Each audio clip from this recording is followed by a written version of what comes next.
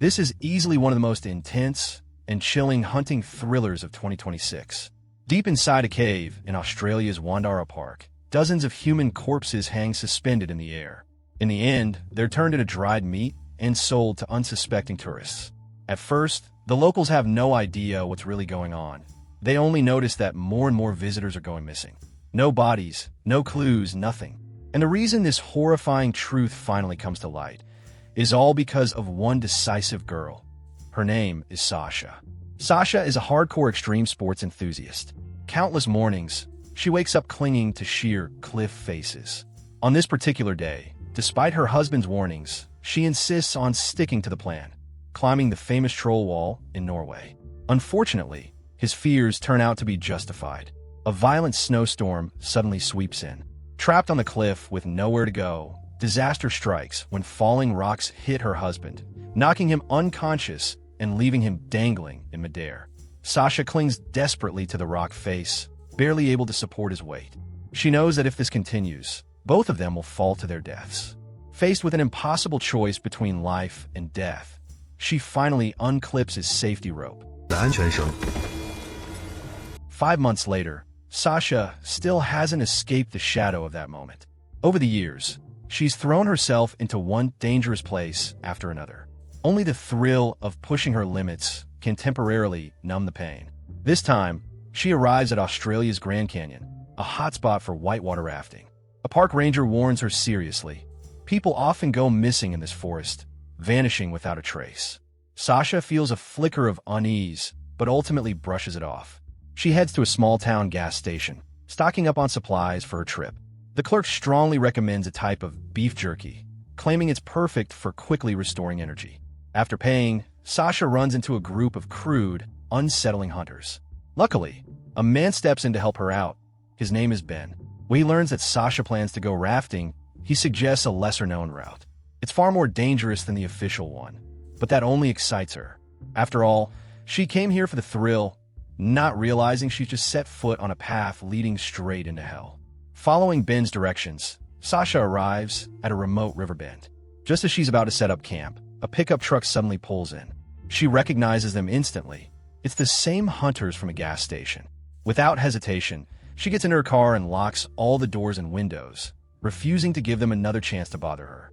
That night, she grips her pepper spray tightly in her hand, not daring to relax for even a second.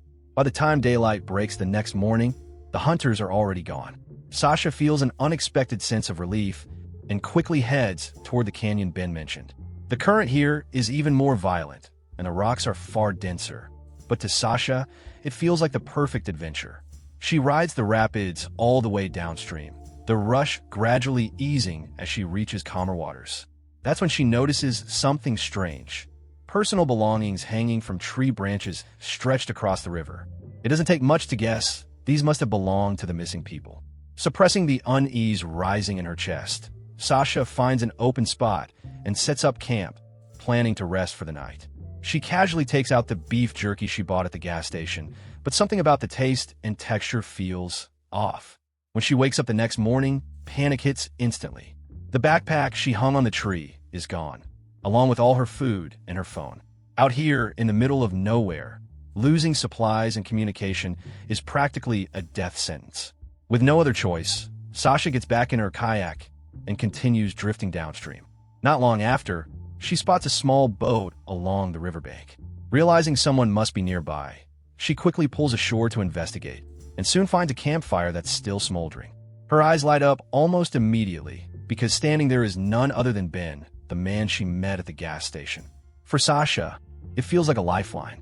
After hearing what happened to her, Ben puts on a sympathetic expression and even offers to share his gear. Then he warmly invites her to sit down and casually pulls out the same brand of beef jerky from the gas station. He seems oddly proud of it, explaining that the brand is named after his mother and that Sasha reminded him of her. At first, Sasha takes it as nothing more than polite flattery, but something quickly starts to feel wrong. She notices a hair tie around Ben's wrist, identical to the one she lost. In that instant, everything clicks. It was him. He took her backpack last night. And just like that, Ben drops the act. His expression turns cold, and he raises a crossbow, calmly telling Sasha to gear up. He gives her a head start about the length of a song. After that, the hunt begins.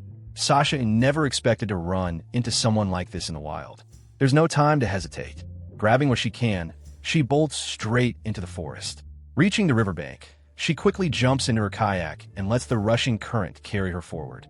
But in her panic, she loses control while going downhill. The kayak flips, throwing her into the water, while the boat itself is swept away downstream. With no other option left, Sasha abandons the river and continues on foot, hoping that in this vast wilderness, Ben won't be able to track her down so easily. Suddenly, faint voices drift in from ahead. Her heart skips a beat. Carefully circling around a few rocks, she's stunned to see her phone lying on the ground. But the moment she reaches for it, a crossbow bolt whistles past her head. This was a trap. There's no time to think. Clutching the phone, Sasha bolts deeper into the forest. Bolts keep flying past her from behind. As she scrambles over a slope, she loses her footing and tumbles down with a scream, her body plunging into icy water. Instead of surfacing immediately, she forces herself to stay submerged, holding her breath as she swims as far as she can. When she finally climbs back onto land, she's managed to shake Ben off, at least for now. But the fall has shattered her phone. Frantically opening her backpack, she finds some food and a can of pepper spray. It seems Ben never checked the bag carefully. After quickly eating something, Sasha makes a desperate push toward higher ground. She knows that only by understanding the terrain can she find a way out. Climbing through narrow rock crevices, she eventually reaches the top, only to freeze in place. Endless forest stretches in every direction.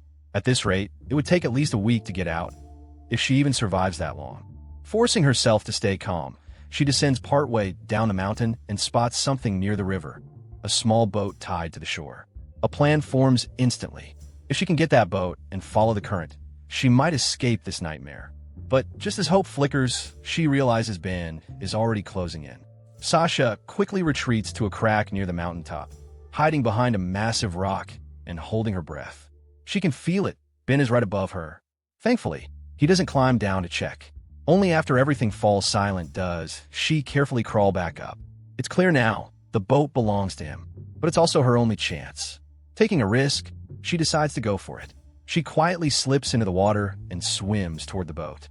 Timing her move, she circles to the shore, reaching out to untie the rope, when suddenly, a sharp pain shoots through her ankle. A trap. Ben set a bear trap right there. Before she can react, he's already charging toward her.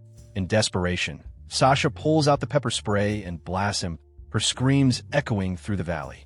But they're too close to the water. Ben quickly washes it off. Any chance to escape is gone. Under the threat of his crossbow, she has no choice but to surrender.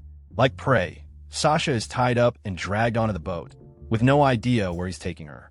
She notices a metal hook near her feet. Outwardly, she stays still, but inside, she's searching for any chance to fight back. Then, without warning, Ben shoves her straight into the water. With the rope still binding her hands, she's forced to be dragged along behind the boat, skimming across the surface. Compared to rafting, this feels 100 times more brutal. As the speed finally slows, Sasha realizes she's been dragged into a narrow canyon. Ben calmly pulls out his climbing gear, and the two of them descend into a cave beneath the rock wall. The terrain inside is twisted and complex, and the air is thick with a foul, rotting stench. Sasha scans her surroundings, then her eyes widen in pure horror. Several bodies are hanging in midair, swaying slightly, and on the ground, more corpses lie pierced through with arrows. Ben looks almost proud. He casually explains that these are all his prey. Once they're dried, they become the finest meat. The moment Sasha thinks back to the jerky she ate earlier, her legs give out and she collapses. Only now does she truly realize this man is far more twisted than she ever imagined. Ben approaches slowly, his expression turning cold. According to an old Aboriginal legend, he says, if you eat a victim's liver, you can claim their soul. And a strong, resilient prey, like Sasha, deserves to be savored slowly. As he speaks, he removes the dental guard from his mouth, revealing 2 rows of sharp, predatory teeth. The next second, the rope around Sasha's hands tightens and lifts. Her entire body is hoisted into the air.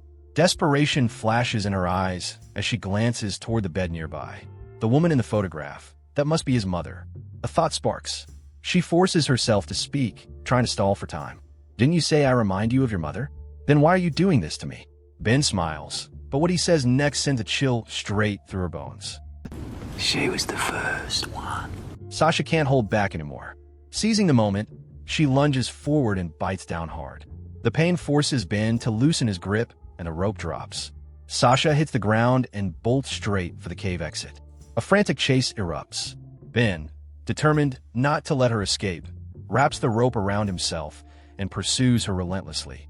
The two of them crash through the terrain until they're both swept down toward a roaring waterfall. This time, luck finally shifts. Ben slams his head against a rock and is knocked unconscious. Sasha scrambles onto the shore, gasping for air. She grabs a rock, trying to smash the rope binding her, but just then, Ben suddenly comes to. Without hesitation, Sasha throws herself at him, looping the rope around his neck, trying to strangle him to death. But even injured, Ben is stronger. Within seconds, he flips the situation and pins her to the ground. Just as Sasha is about to suffocate, Ben suddenly stops. For a brief moment, something flickers in his mind, the memory of his mother in her final moments. But Sasha doesn't hesitate. She grabs a rock and brings it down with all her strength, shattering his left leg. In his violent counterattack, he strikes back hard enough to break her nose. Now both of them are barely holding on.